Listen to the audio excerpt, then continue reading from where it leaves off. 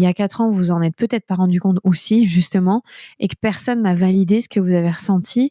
Mais aujourd'hui, on le sait, ça a engendré beaucoup de conséquences sur la santé mentale, la santé physique des femmes qui ont peiné et qui ont assumé beaucoup trop de choses pendant la pandémie. Hey hey! Allez, si vous écoutez la matrescence, c'est que vous êtes prêt ou prête à entrer dans le monde de la parentalité ou bien que vous êtes déjà dans le cœur de ce tumulte bouillonnant, merveilleux, mais éreintant. La matrescence, pour faire court, c'est la contraction des mots maternité et adolescence pour expliquer la naissance d'une mère sur le plan psychologique, physiologique, neurologique et sociétal. On explore le changement d'identité qui s'opère chez nous les parents, parce que la matrescence, ça existe aussi. Je m'appelle Clémentine Sarlat et avant de devenir chef d'entreprise presque par accident et podcasteuse à presque plein temps, j'ai été pendant 7 ans journaliste sport à la télé. Donc vous m'avez peut-être déjà aperçu dans votre télé quand je parlais de rugby ou de tennis. En juillet 2018, j'ai quitté mon CDI et ma vie parisienne après l'arrivée de ma première fille en n'ayant aucune idée de ce qui m'attendait. En mars 2019, j'ai créé ce podcast depuis chez moi à côté de Bordeaux pour trouver des réponses à mes questions de jeune maman et aux bouleversements majeurs que je venais de vivre. 3 enfants rapprochés plus tard, ce podcast, La Matrescence, se développe pour vous accompagner, vous faire rire, vous faire pleurer un peu, mais surtout pour vous faire découvrir de nouveaux horizons en tant que parent. Rien n'est laissé de côté, je vous le promets. Embarquez avec moi pour une expérience intense. Promis, vous en ressortirez différent et j'espère plus aligné avec vous-même. Ah si, dernière chose, abonnez-vous sur votre plateforme d'écoute, c'est le meilleur moyen de donner de la visibilité à ce podcast. 1000 merci, let's go.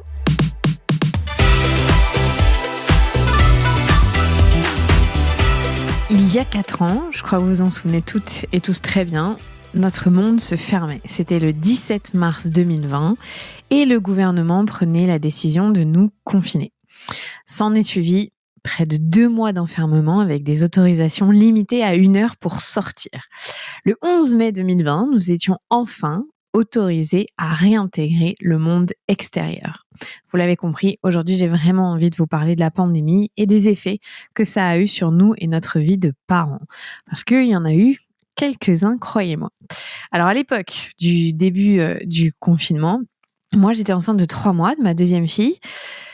Je sais que j'ai accueilli ce temps suspendu avec calme, simplement parce que ça me reposait personnellement d'être à la maison avec mon mari et ma fille de 2 ans et demi, qui en plus faisait 3 heures de sieste par jour. Et c'est là l'immense différence que j'ai vécue en tant que parent avec plein d'autres.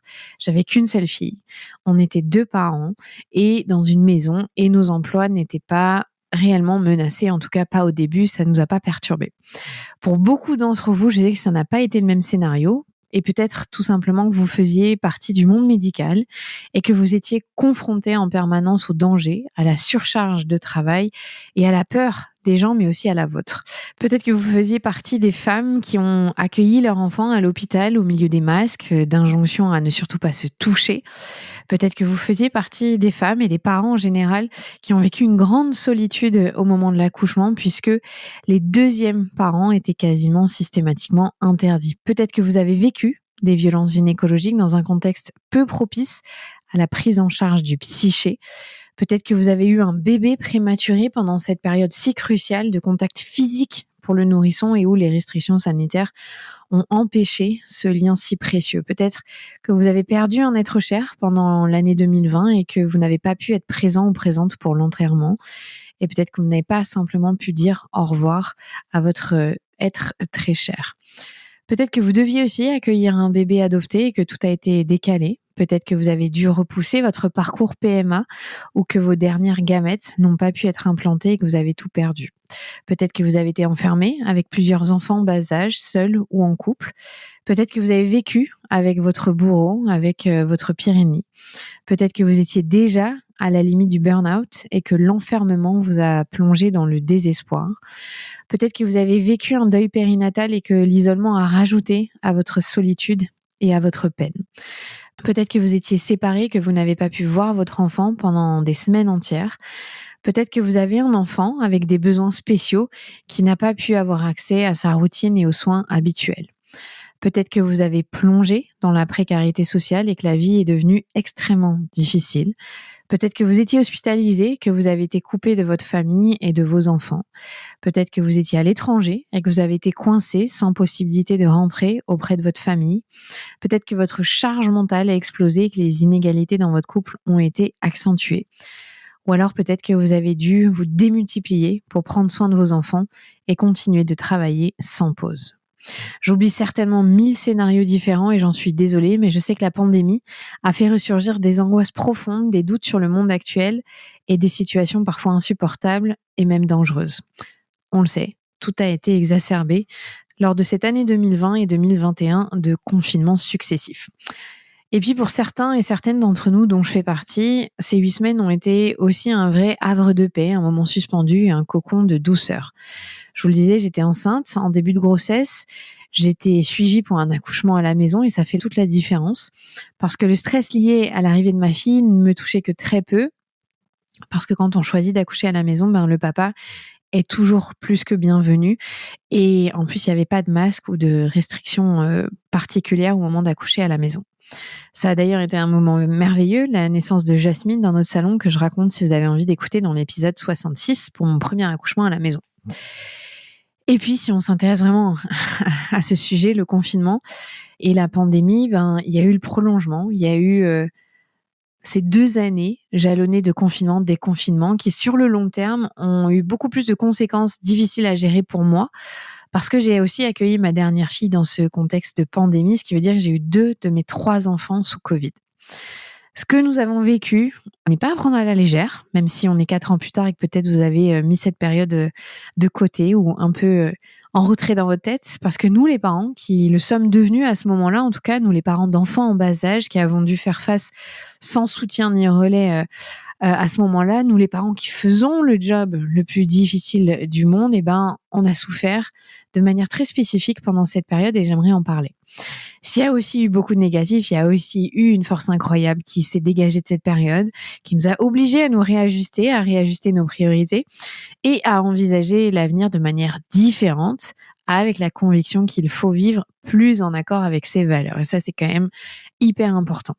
J'aimerais donc parler dans cet épisode des 3 conséquences de la pandémie au sein des familles dans leur ensemble, que ça soit pour nous les parents ou pour nos enfants. Déjà, la première conséquence, c'est que le caractère incertain lié au confinement, ça a engendré beaucoup de stress chez les parents et notamment chez les mères. Les premières qui ont subi une grosse charge de stress, ce sont les femmes enceintes. Mettre au monde un bébé dans un milieu hospitalier où les mesures sanitaires étaient drastiques, vous vous en souvenez, ça a provoqué un grand bouleversement dans la façon d'accueillir un petit être humain. Beaucoup de lieux, malheureusement, n'ont pas pu respecter le droit des femmes à avoir leur conjoint avec elles, à avoir un soutien, à pouvoir respirer normalement, sans masque, pendant l'accouchement, dans un moment de grande fragilité. Bref, vous le savez, je vous la fais courte, il y a eu des traumas dont les femmes et leurs bébés, et les parents aussi, et le papa, se sont accommodés avec plus ou moins de résilience. Les femmes ont été en première ligne pendant cette crise mondiale, d'abord parce que je ne vous apprends rien, le Caire est majoritairement un monde de femmes, mais aussi parce que la charge mentale a explosé pour les femmes pendant cette période. Et ça a engendré de grosses problématiques de santé et d'épuisement. Les statistiques sont claires, 4 ans après, il y en a eu plein tout au long, qui se sont appuyés sur le vécu des femmes notamment. Selon une étude du Women's Forum réalisée par l'Institut Ipsos dans les pays du G7 en 2021, les femmes avec des enfants en bas âge ou qu'elles élèvent seules sont 56% à avoir déclaré se sentir régulièrement épuisées contre 34% des pères d'enfants du même âge. Ça fait quand même un écart de 22 points sur ces statistiques. Et clairement, dans cette étude que je vous ai mis en lien, chaque statistique met en lumière le décalage entre les femmes et les hommes, et plus particulièrement donc entre les pères et les mères. Toutes les études réalisées par le Parlement européen, dont je vous ai mis encore une fois les liens dans l'épisode, sur le sujet montrent que les mères de jeunes enfants ont été touchées de manière disproportionnée. Je voudrais le répéter. Toutes les études réalisées par le Parlement européen sur le sujet montrent que les mères de jeunes enfants ont été touchées par la pandémie de manière disproportionnée. Et je crois que c'est important de le reconnaître et de le mettre en valeur parce que il y a 4 ans, vous vous en êtes peut-être pas rendu compte aussi, justement, et que personne n'a validé ce que vous avez ressenti. Mais aujourd'hui, on le sait, ça a engendré beaucoup de conséquences sur la santé mentale, la santé physique des femmes qui ont peiné et qui ont assumé beaucoup trop de choses pendant la pandémie.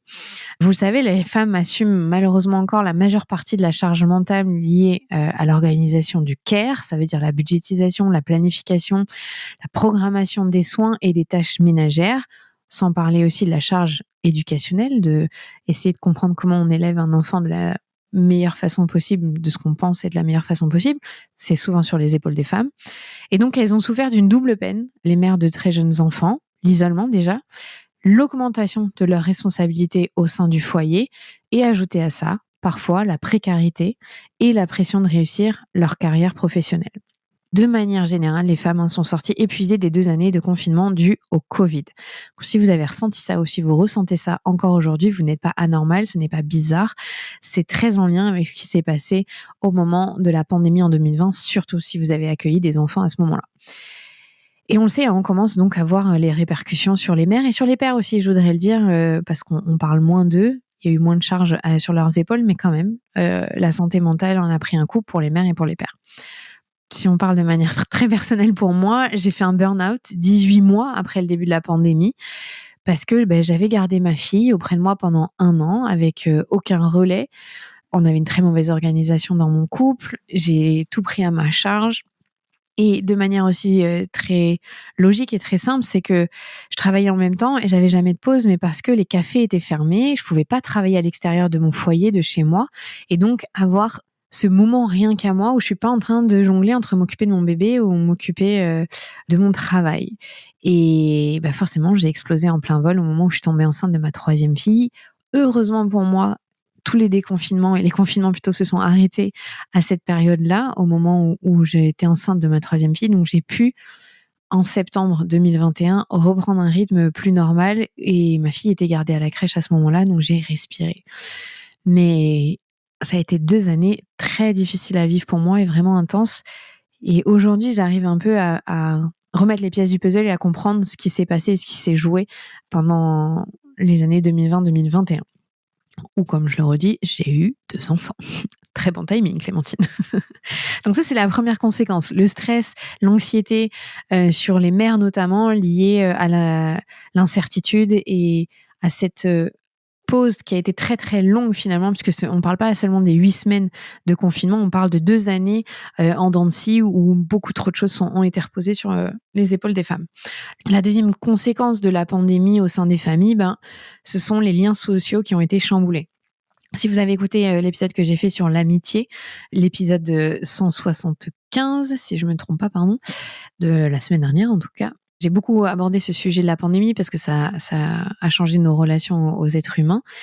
Et vous avez forcément connu, je pense, les apéros Zoom, les rendez-vous quotidiens sur WhatsApp ou sur FaceTime.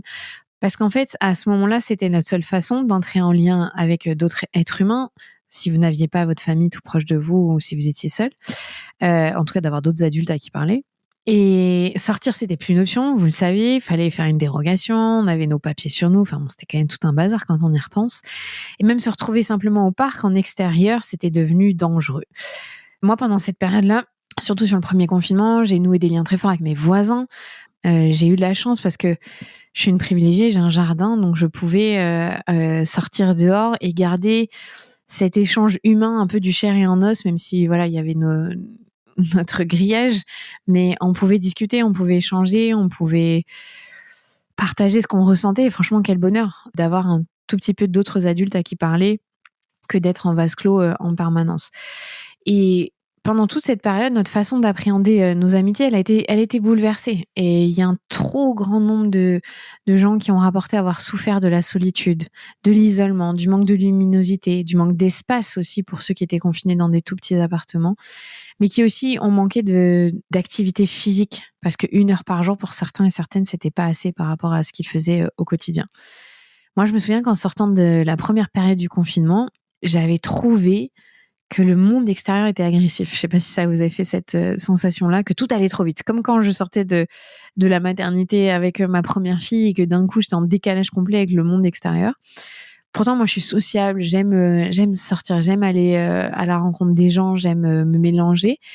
Et bizarrement, la conséquence, c'est que tous ces confinements, ces replis sur nous, j'avais intégré un peu que l'autre était un danger. Enfin, on était quand même toujours avec nos masques, à nettoyer tout, à prendre des pincettes avec tout ce qu'on faisait. Enfin, il n'y avait pas eu encore les vaccins. On était dans une grande incertitude, comme j'ai dit. Et ça met une distance entre nous et les autres êtres humains. Et c'est très bizarre de ne pas oser sortir à nouveau et reprendre une vie normale et que ça prenne autant de temps. Il y a plusieurs études britanniques qui ont montré que nos relations se sont recentrées sur l'essentiel à ce moment-là. Donc c'est pour ça que je dis que ça a eu un effet sur nos liens sociaux, c'est-à-dire qu'on a appris à faire différemment, mais on a aussi peut-être fait des choix sur les gens qu'on a priorisés, avec qui on était en lien. Il y en a qui ont sûrement disparu de notre vie, d'autres qui sont apparus pendant cette période de stress intense, parce qu'on ne réagit pas tous de la même manière à l'anxiété et au stress. Mais c'est aussi ressorti que nos liens s'en sont trouvés renforcés. Plutôt logique qu'on avait un peu plus de temps à consacrer à nos relations, même si elles n'étaient pas en chair et en os et face à un écran. Mais du coup, on a pu peut-être approfondir parfois des relations qu'on négligeait ou dont on n'avait pas le temps de prendre soin. Entre 2020 et 2021, il y a aussi certaines familles qui ont perdu l'habitude de compter sur de l'aide extérieure, qui ont eu peur aussi de mettre leur enfant en collectivité. Je le sais, j'en fais partie. C'est pour ça aussi que ma deuxième a été à la maison avec moi pendant 1 an, parce que je me voyais pas mettre un tout petit bébé en crèche avec des masques. C'était pour moi très compliqué de faire ça avec un nourrisson, parce que l'interaction humaine, elle est trop importante, le babillement, les mouvements des lèvres. Donc voilà, il y a ces familles-là qui ont eu peur de mettre leurs enfants en collectivité, ou qui simplement ont opéré un grand changement de vie et qui ont quitté les grandes villes et qui ont voulu se recentrer sur l'essentiel et qui ont préféré adopter un nouveau mode de vie. Tout ça, ça a bouleversé, encore une fois, nos relations, puisque parfois, certains ou certaines ont déménagé après la pandémie, ont changé leur façon d'appréhender le monde, et il a fallu s'adapter dans notre cercle familial ou amical par rapport à toutes ces évolutions-là. À côté de ça, il y a quand même du positif, il faut en parler. C'est pour ça que je dis les conséquences, il n'y a pas que du négatif là-dedans. Il y a beaucoup de jeunes parents en 2020 qui ont vécu de manière positive le fait de pouvoir travailler depuis la maison et en même temps que l'arrivée de leur bébé. C'est-à-dire que certains pères ont bénéficié du congé paternité long avant même que ce soit légal en juillet 2021, et donc ont pu être présents dans ce moment qui est tellement précieux pour nourrir ce lien d'attachement. Et fait non négligeable, les nouveaux pères donc ont été impliqués d'entrée dans le soin du bébé et sur la durée. Et je trouve que ce serait très intéressant de voir si cette entrée dans la paternité a joué sur le long terme. Si vous avez des anecdotes à me partager, n'hésitez pas à répondre soit sur les questions sur Spotify, les commentaires, ou sur les réseaux sociaux ou par mail, parce que c'est intéressant de voir ça. Il y a des études qui sont en train d'être menées. D'ailleurs, il y aura très prochainement un épisode avec une sociologue qui s'est penchée sur le sujet, donc peut-être qu'elle pourra apporter des réponses à cette question. Vous le savez, donc le monde a été bouleversé, ainsi que nos modes de vie. Il y aura toujours un avant et après mars 2020. Et 4 ans après, on continue dans le monde de la science et de la recherche à mener des études sur le lien social et ses répercussions pour voir comment ça a affecté notre anxiété, notre rapport aux autres. Et je pense qu'on n'a pas terminé de voir le lien que ça a. Donc ça, c'est la deuxième conséquence, notre rapport aux autres et ce chamboulement que ça a amené. La troisième conséquence dont je veux parler, ça concerne les enfants. Les enfants, eux, ont absorbé notre stress, nos angoisses, et leur rapport au monde s'en est trouvé complètement modifié. Clairement, il y a eu énormément de conséquences sur les enfants, et je trouve qu'on n'en a pas beaucoup parlé. Je trouve que c'est assez négligé, parce qu'il y a eu de multiples difficultés ils et elles, rencontrées. Vous aviez peut-être à l'époque des enfants scolarisés, parce que j'ai beaucoup parlé des jeunes parents qui ont eu des bébés, mais peut-être vous aviez des enfants scolarisés, c'était le cas pour moi, pour ma grande, qui se sont retrouvés du jour au lendemain sans leur routine, sans leurs copains, qui ont essayé de comprendre le contexte du Covid, qui ont intégré un nouveau vocabulaire lié au coronavirus, au masque, à la peur, à l'angoisse, à la difficulté, à ce que c'est un virus, à la transmission, à la propreté, au lavage des mains. Bref, il y a eu tout un nouveau paradigme à apprendre. Et nos enfants et nos adolescents et adolescentes aussi ont dû porter un masque de manière régulière. Et je sais bien que c'était pour les protéger, mais j'aimerais bien qu'on puisse prendre 2 minutes pour reconnaître à quel point nos enfants ont fait preuve d'une très très grande adaptation pour se plier à ces nouvelles règles. Et on le sait en plus, l'apprentissage du langage, ça passe aussi par le mimétisme des lèvres, par ce babillement dont je parlais.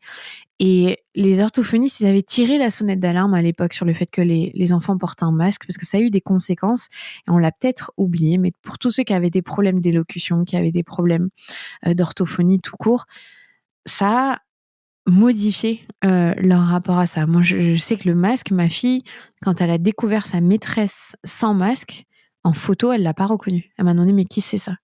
Ben, c'est ta maîtresse en fait. Tellement ça coupe le visage, ça change, on le sait bien, les adolescentes et adolescents, il y en a une partie qui avait du mal à retirer leur masque parce qu'ils se sentaient protégés derrière, ça faisait une barrière, d'autres ça avait des boutons, enfin bref, le masque, ça a été un sacré changement qui a eu un impact sur la vision qu'avaient d'eux-mêmes les enfants, les adolescents.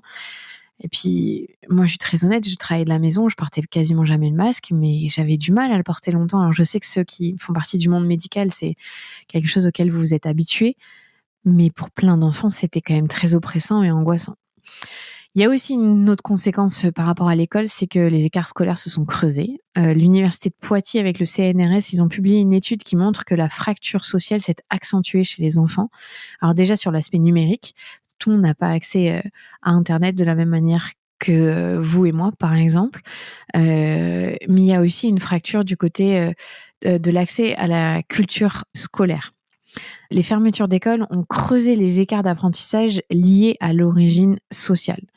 Parce que faire école à la maison, c'est pas donné à tout le monde. Tous les parents n'ont pas un niveau d'études assez élevé pour pouvoir le faire, n'ont pas la capacité, la disponibilité, ne parlent peut-être pas la langue française à la maison. Donc ça a créé énormément d'inégalités au sein de l'école, qui était parfois un refuge ou un rempart pour certaines catégories de population. Du jour au lendemain, le monde est devenu anxieux et étiqueté comme dangereux pour nos enfants. Du jour au lendemain, en fait, leur insouciance s'est envolée. On leur a demandé de se séparer dans les cours de récré. Du jour au lendemain, toutes les fêtes qui jalonnent la scolarité ont été annulées. Il y en a pour qui ça a dû être dramatique de ne pas pouvoir fêter certains événements parce qu'ils n'auront pas une deuxième chance, ils n'auraient pas une deuxième possibilité de le faire.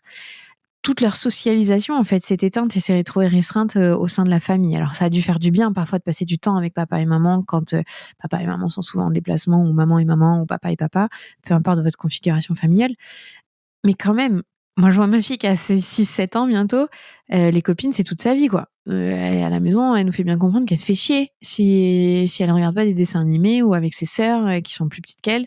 Ça l'embête vite de ne pas être en interaction avec d'autres enfants. Donc, je n'imagine même pas pour certains de vos enfants à quel point ça a dû être difficile. Et puis, simplement, du jour au lendemain, on les a sortis du système scolaire. Et je le disais juste avant, pour certains, l'école, c'est vraiment le seul endroit de respiration. Parce que malheureusement, et ça c'est un point très important, les violences envers les enfants ont augmenté de manière considérable pendant les confinements. L'INSERM a publié une étude alarmante en août 2021 qui montre que le pourcentage d'enfants hospitalisés à la suite de violences a augmenté de 50% pendant le premier confinement. Pendant le confinement, il y a eu aussi un tiers de signalements de violences faites aux enfants en plus auprès du 119, c'est le numéro agréé, par rapport à l'année précédente. Donc 50% de violences envers les enfants en plus lors des premiers confinements.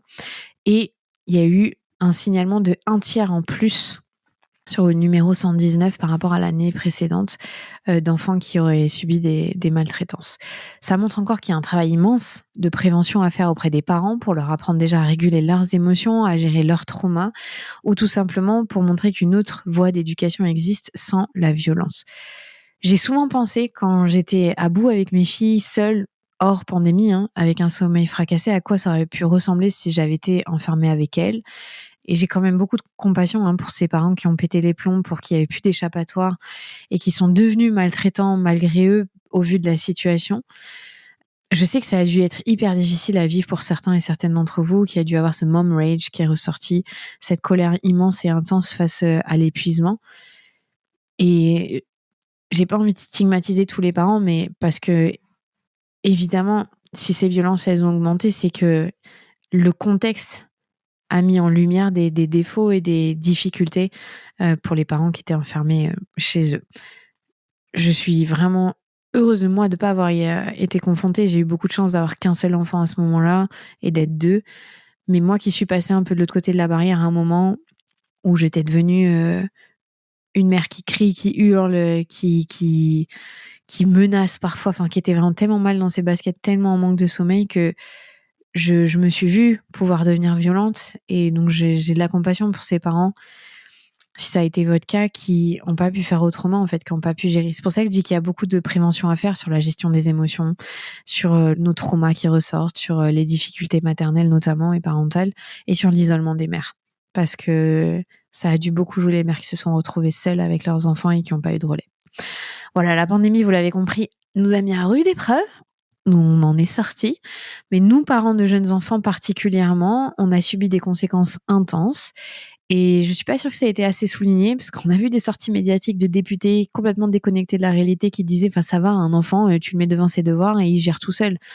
Alors toi, t'as pas eu d'enfant en bas âge en fait. C'est pas possible, ou t'as pas été présent quand tes enfants étaient en bas âge. Peut-être que des enfants 8, 9, 10, 11, 12 sont autonomes de cette manière-là. On sait que les enfants entre 0 et 6 ans, c'est pas du tout la même demande, la même capacité. Simplement, on le sait, il y a des enfants, si on les surveille pas, ils se mettent en danger de mort, en fait. C'est des kamikazes. Donc, on a eu une responsabilité sur les épaules qui était disproportionnée et qui était anormale. Et chapeau bas à vous qui vous en êtes sortis. Mais j'avais envie de vous rendre hommage, j'avais envie de montrer que, il y a eu des conséquences et qui sont pas anodines, elles sont pas anormales. Aujourd'hui, le monde est très incertain et on sait que l'angoisse générée et l'anxiété générée par cette pandémie et ces confinements a une répercussion 4 ans après. Voilà, bravo à vous d'avoir surmonté cette épreuve-là malgré les difficultés. Et surtout, prenez soin de vous, parce qu'il n'y a que comme ça qu'on est des parents alignés avec nos valeurs, quand on arrive à prendre soin de nous. Et puis on se retrouve vendredi prochain. À très vite. Vous venez d'écouter un nouvel épisode de La Matrescence. Merci infiniment pour votre soutien. Si vous voulez découvrir de nouvelles pépites, n'hésitez pas à aller sur le site www.lamatrescence.fr. Vous pouvez également vous abonner à la newsletter qui sort tous les vendredis. Rendez-vous également sur le site pour pouvoir vous inscrire. Ensuite, vous devez vous abonner sur votre plateforme d'écoute pour pouvoir recevoir les notifications. C'est ce qui fait grandir ce podcast. Merci infiniment et continuez de partager ce savoir autour de vous. Je sais que c'est comme ça que beaucoup des auditrices et des auditeurs ont découvert ce podcast. Alors un grand merci. Prenez soin de vous. À la semaine prochaine.